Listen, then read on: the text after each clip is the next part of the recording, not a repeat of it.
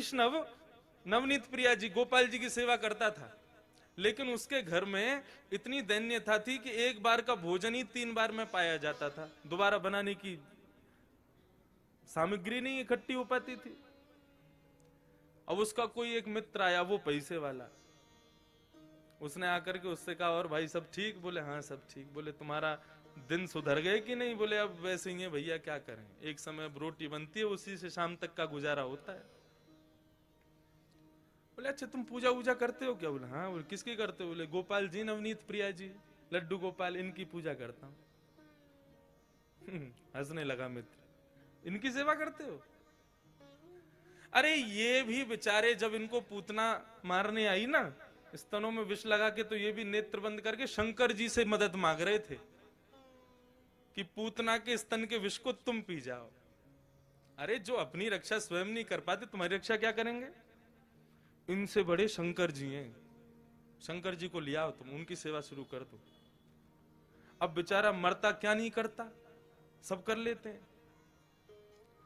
शंकर जी ले आया दूसरे दिन, और नवनीत प्रिया जी लड्डू गोपाल जी को दूर एक जगह टेबल पे बिठा दिया। बोले तुम्हारी सेवा अब हो गई, तुमने तो कुछ किया नहीं, अब इनकी करेंगे हम। अब शंकर जी की पूजा उसने शुरू कर दी, खूब रुद्राष्टाध्यायी से अभिषेक आदि सब करने के बाद में अगरबत्ती जला करके और त्रिपुंड लगा लिया। पहले तो ऊर्ध्वपुंड लगा रहा था, अब त्रिपुंड लगा करके ओम नमः शिवाय जप करने लगा। अब जैसे ही आंख खोल के देखा तो जो उसने अगरबत्ती जलाई थी उसका धुआं उड़ करके गोपाल जी के पास जा रहा था। अब वो धुआं है, वो तो कहीं भी जा सकता है। अब जैसे ही गोपाल जी के चारों तरफ उसने धुआं देखा तो ठाकुर जी के पास जाके क्या बोलता है, इतने वर्षों से सेवा कर रहा था, तब तो मेरी नहीं सुनी, आज दूसरे किसी को ले आया तो चिढ़ के मारे उसकी अगरबत्ती भी खुद ही सूंघ रहे हो। और ठाकुर जी को बोला तुमको यहां बैठने ही नहीं दूंगा, अलमारी में बंद करूंगा। जैसे ही ठाकुर जी को इस भाव से उठाया, ठाकुर जी प्रकट हो गए वहां पर, चरणों में गिर पड़ा। बोले महाराज आपने आज तक मुझे दर्शन नहीं दिए, शंकर जी के आती दर्शन कैसे हो गए? बोले देख ये भेद बुद्धि मत रख, मुझ में शंकर जी में कोई भेद नहीं है, और शंकर जी आए इसलिए दर्शन दिए ऐसा भी नहीं है। तो बोले क्यों किए, फिर क्यों दिए दर्शन आज आपने? बोले कल तक तुझे ये नहीं लगता था कि मेरी नांग सूंघती भी है, कल तक तुझे ये नहीं लगता था कि मुझे भी जलन हो सकती है, लेकिन आज तेरे भीतर ये भाव आया कि मैं चैतन्य हूं, ये अगरबत्ती मैं भी सूंघ रहा हूं, मुझ में भी एक जलनशीलता आई है, मतलब मैं साधारण मूर्ति नहीं, मैं चैतन्य हूं। जब तेरे हृदय में ये भाव आया तो मैं पीछे क्यों हटूं, मैं भी प्रकट हो गया, मैं भी क्यों मूर्ति तक रहूं? जब तू ही मुझे इतना ऊपर पहुंचा चुका है तो मैं भी प्रकट हो गया। तो ठाकुर जी का दूसरा स्वरूप भागवत कहती है चैतन्य, उनमें सदैव वही भाव रखो, ये चैतन्य है। एक बार को मंदिर में विराज रहे ठाकुर में हमारी चैतन्यता का भाव रहता है कि नहीं ये ठाकुर जी हैं, इनके सामने बेल्ट नहीं पहननी, इनके सामने जींस नहीं पहननी, इनके सामने ऐसे नहीं जाना। लेकिन अपने घर के ठाकुर के सामने भी हम लोगों के अंदर चैतन्यता का भाव तो रहता नहीं। 2 दिन के लिए उदयपुर में महाराज किसी का ब्याह हो रहा है हमारे परिवार में, और 2 दिन के लिए जाना है पूरे घर को। 80-80 हजार रुपए के सबने कपड़े बनवाए अपने, सब लोग जाएंगे, ठाकुर जी के आगे मिश्री रख जाएंगे। बोले हम तो जा रहे हैं उदयपुर, वहीं ब्याह में रहेंगे, थोड़ा आनंद करेंगे, आप मिश्री का भोग लगाओ। तुम रह लोगे 2 दिन मिश्री पे? नहीं रह सकते। सब लोग इधर देखो, सावधानी से एक बात बता रहा हूं मैं, इस बात को समझ लेना। ये 24 अवतार तो ठाकुर जी के हैं ही हैं, ये 25वां अवतार जो अर्चा अवतार है, ये ठाकुर जी ने क्यों धारण किया? हमारे घर में ठाकुर जी अपनी सेवा कराने के लिए क्यों पधारे?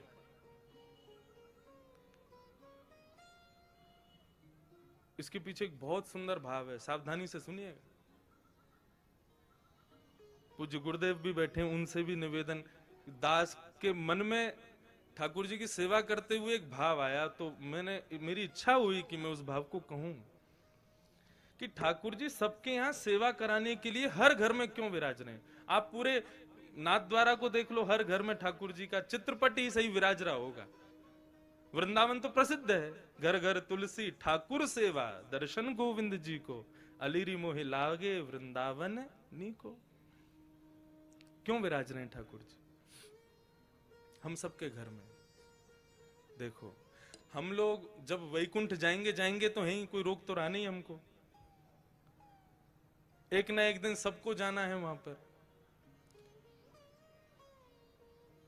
तो यदा कदा हमारे द्वारा किए गए कृत्य के कारण यदि हमें कभी वैकुंठ के अलावा भी लोगों का दर्शन करना पड़ गया, मानो जैसे नरक का दर्शन हो गया या स्वर्ग का दर्शन करना पड़ गया, और उस पश्चात वहां पर बताया गया तुमने ये अपराध किया था इसलिए तुमको ये करना पड़ा, तो हम ठाकुर जी से शिकायत करने लग जाएंगे। प्रभु आपकी इतनी अर्चना करते हैं, इतनी सेवा करते हैं, इतनी पूजा करते हैं, इतना आपका नाम गुणगान करते हैं, उसके बाद भी हमारे जीवन में दुख, उसके बाद भी हमारे जीवन में कष्ट, उसके बाद भी हमारे जीवन में कभी सुख की अनुभूति नहीं, और उसके बाद भी जब हम संसार छोड़ के आए तो नरक का दर्शन। शिकायतें दुनिया भर की हम ठाकुर जी से करने लग जाएंगे। आपने ये नहीं किया, ये नहीं किया, ये नहीं किया, हम ठाकुर जी से शिकायतें करेंगे।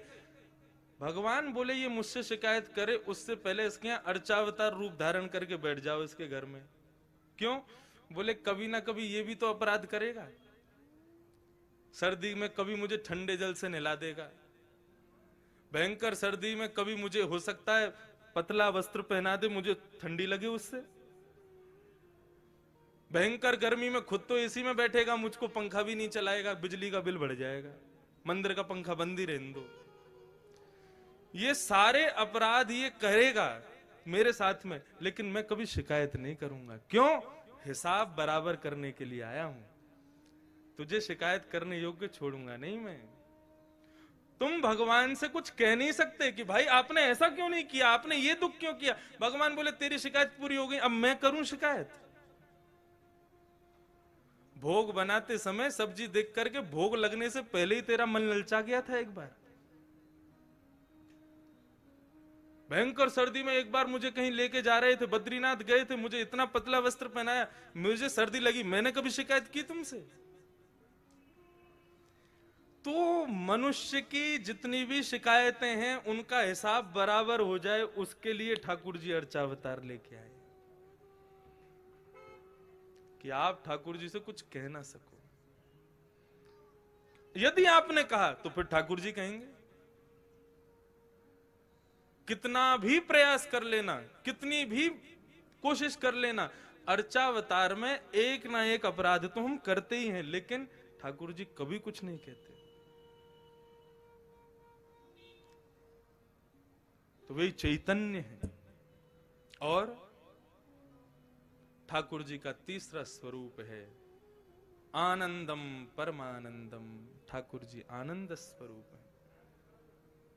श्रीनाथ जी का स्वरूप परमानंद प्रदान करता है। हमारे बाल कृष्ण प्रभु ने दुनिया भर के रूप धारण किए, कहीं पर बांसुरी बजा रहे हैं, श्री राधा वल्लभ जी में रोज ब्याह कर रहे हैं, बिहारी जी में नित्य मनोरथ कर रहे हैं, श्री गोपीनाथ गोविंद देव जयपुर में विराज रहे हैं, उनके भी अलग अलग रूप।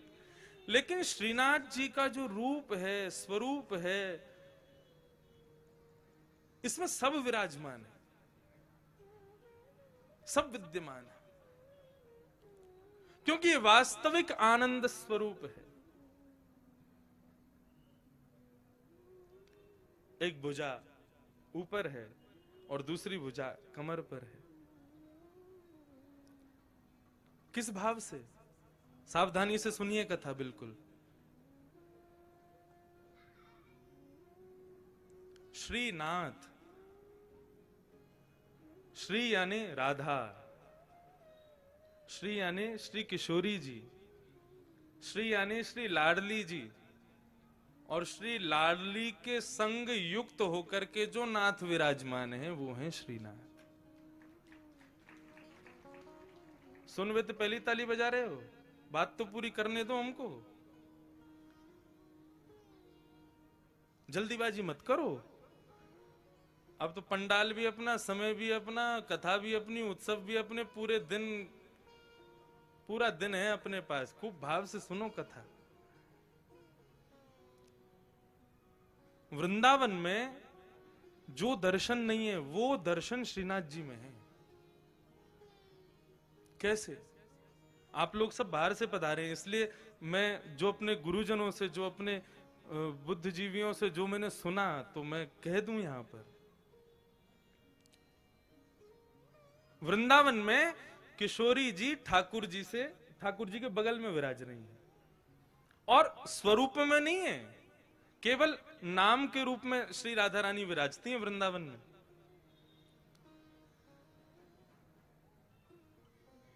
जब देखी वृषभानुजा हिय विच उठी है हुक, वंशी रह गई हाथ में फिर ना लागी फूंक।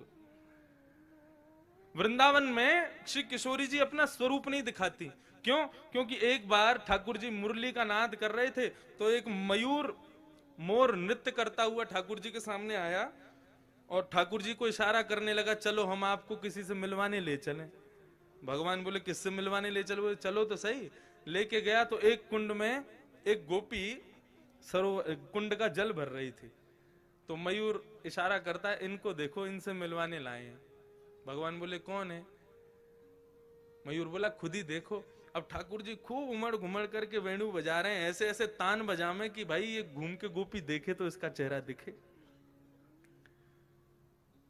लेकिन वो गोपी अपने कार्य में व्यस्त थी। लेकिन जैसे ही कार्य पूरा हुआ और जैसे ही उसने गागर में जल भर के जैसे ही अपने मस्तिष्क पर धारण किया और कार्य पूरा करके जैसे ही पीछे मुड़ी ठाकुर जी की ओर देखा, तब ये पद गाया। बोले जब देखी वृषभानुजा, वो कोई गोपी नहीं है, श्री राधा रानी है। जैसे ही उनका दर्शन किया तो ठाकुर जी बंशी बजाना भूल गए। मतलब उंगलियां तो नर्तन कर रही हैं लेकिन फूंक नहीं निकल रही हृदय से, इतनी सुंदर श्री किशोरी जी। तो जैसे ही देखा कि भैया ये वेणु, ये क्या वेणु पे केवल उंगलियां घुमा रहे हैं, बजा क्यों नहीं रहे, तब किशोरी जी को लगा अरे हमारे स्वरूप में मोहित हो गए। सो किशोरी जी ने घूंघट कर लिया। तब से आज तक श्री लाडली जी वहां घूंघट करके बैठी हैं। क्यों? बोले यहां पर भक्त दर्शन करने आएंगे ठाकुर जी का, और यदि मैंने घूंघट ऊपर कर लिया तो ये तो मुझे देखते रहेंगे, भक्तन ने तो देखेंगे ना। तो यहां हमारी श्री किशोरी जी घूंघट करके बैठी हैं। लेकिन नाथद्वारा में किशोरी जी कहां है? नाथद्वारा में लाडली जी कहां है? ये जो स्वरूप है ये श्री लाडली जी का है। एक स्वरूप नहीं है श्रीनाथ जी। ये दोनों स्वरूप जब प्रेम में उन्मुक्त होकर के एक हो गए, तब श्रीनाथ स्वरूप प्रकट हुआ। अपनी पूर्ववर्ती कथा में भी मैं बता रहा था कि जब रास करते हैं ठाकुर जी, तो दोनों के अंग का स्वरूप क्या होता है? बोले श्री किशोरी जी तो ऐसे नृत्य करती हैं, ये भाव है उनका, ये सदैव ऐसे ही नृत्य करती हैं। और श्री ठाकुर जी दोनों श्री विठलनाथ के रूप में, जैसे दोनों कमर पर हाथ रख करके और इस प्रकार से ठाकुर जी नृत्य करते हैं। कभी आप रासलीला देखो तो कान्हा मोर बन आयो, कैसे आवे? यूं ही तो आवे, अपने कंधे पे हाथ रख, अपने कमर पर हाथ लगा के। तो ठाकुर जी ज्यादातर नृत्य ऐसे ही करते हैं। अब नृत्य करना नहीं आता, नहीं करके बता देता मैं। अब भाव यही है कि बार बार ठाकुर जी नृत्य करते करते ऐसे ही हो जाते हैं, और श्री किशोरी जी ऐसे ही नृत्य करती हैं। एक दिन किशोरी जी जब नृत्य कर रही तो ठाकुर जी बोले आज तो आप बहुत ही सुंदर लग रही हो, तेरो मुख नीको कि मेरो मुख किशोरी राधे। ठाकुर जी दर्पण देखें, दर्पण में किशोरी जी, जब ठाकुर जी और किशोरी जी दोनों देखें तो ठाकुर जी कहें अच्छा लाडली जी यूं बताइयो, तुम्हारो मुख सुंदर है कि मेरो मुख सुंदर है? किशोरी जी कहें जा प्रकार से अमावस्या में पूर्णिमा को चंद्रमा खिल जाए तो पूर्णिमा के चंद्रमा को देखवे के काजे सबन की दृष्टि व काली अंधियारी को भी देखे, वैसे ही आप हो। बोले आप तो ऐसे कार्य हो, आपको कोई देखो तो चाहे ना। लेकिन हम जब गौरांगी अपनो पूर्ण रूप लेकर के आपके बगल में विराज जाए ना, तब लोग आपको देख लें हमारे मारे। ऐसा ठाकुर जी के संग विनोद करें श्री किशोरी जी। तो उस दिन ठाकुर जी बोले आज तो आप बहुत ही सुंदर लग रही हो। राधा रानी बोली हम तो सुंदर हैं ही हैं, बता का रहे। ठाकुर जी बोले लेकिन हमारी इच्छा है रे कि आप हमारे सन्निकट आ जाओ, आप हमारे नजदीक आ जाओ। किशोरी जी बोली देखो ये सब सखियां नाच रही हैं, सब नृत्य कर रही हैं, सब रास कर रही हैं, अब हम इन सबन के सामने आपके समीप आमे ना तो हमको न कष्ट होवे। सो किशोरी जी तो आमे नहीं, ठाकुर जी बार बार ऐसे नाचते नाचते उनके बगल में पहुंच जाए कि हमारे पास आमे।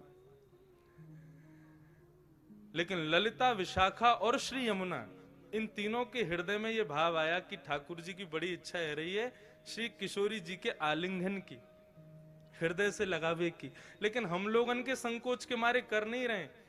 सो तीनों नृत्य करते करते वहां से अंतर ध्यान हो गए ताकि हमारा संकोच दूर हो जाए, हमसे जो संकोच है वो दूर हो जाए। जैसे ही तीनों वहां से प्रस्थान किए, ठाकुर जी ने और श्री लाडली जी ने देखी अब कोई ना है, अब तो समीप आ जाओ हमारे, आपको स्वरूप इतना बढ़िया मनमोहक लग रहा है। सो किशोरी जी तो ऐसे नृत्य करते करते और ठाकुर जी ऐसे नृत्य करते करते जैसे ही आकर के आलिंगन कियो है, सो आधो स्वरूप तो श्री किशोरी जी को और आधो श्री ठाकुर जी को श्रीनाथ रूप में प्रकट हो गए। बोलो श्रीनाथ प्यारे की जय। आप कभी गर्मी में यहां आना, मैंने तो अनुभव किया है। ठाकुर जी की जो उठी हुई भुजा है वो श्री राधा रानी है, और उस भुजा को जब आप देखेंगे तो उस भुजा में आपको गौर वर्ण का दर्शन होगा। अभी तो ठाकुर जी ने पूरा अंग ढका, केवल मुखमंडल दिखाते हैं, लेकिन कभी गर्मी में आप आओगे तब ठाकुर जी के श्री अंग का दर्शन कीजिएगा, आपको श्री किशोरी जी भी दिखेंगे। तो आधा भाग श्री लाडली जी हैं और आधा भाग श्री ठाकुर जी हैं, दोनों के रूप एक हुए तब श्रीनाथ प्रकट हुए। हमारे ब्रज वृंदावन में तो फिर भी राधा रानी ने थोड़ा सा दूर है के बैठी हैं, लेकिन यहां तो एक में ही बैठी। और यहां आए कहां थे, कहां से आए, हमारे यहां से ही तो आए, हमारे ब्रज से ही तो पधारे। कल यहां पर प्रेस कॉन्फ्रेंस हो रही थी तो हमारे प्रेस के सब भाइयों ने हमसे पूछा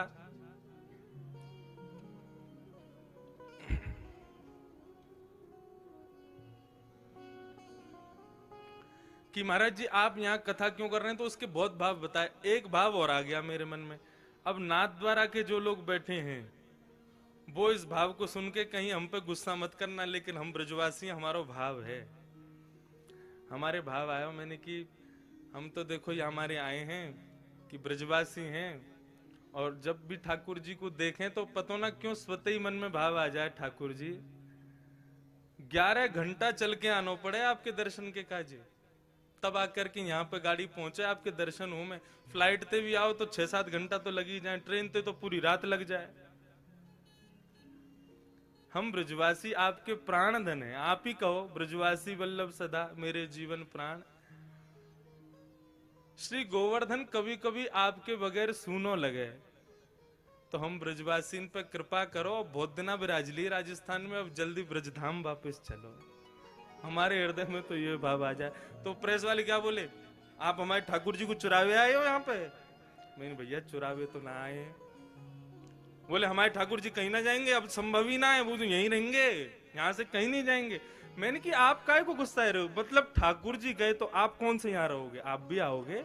और मैंने हम सब ब्रजवासी सब आपको स्वागत करेंगे, पधारो भैया हमारे ब्रज में पधारो।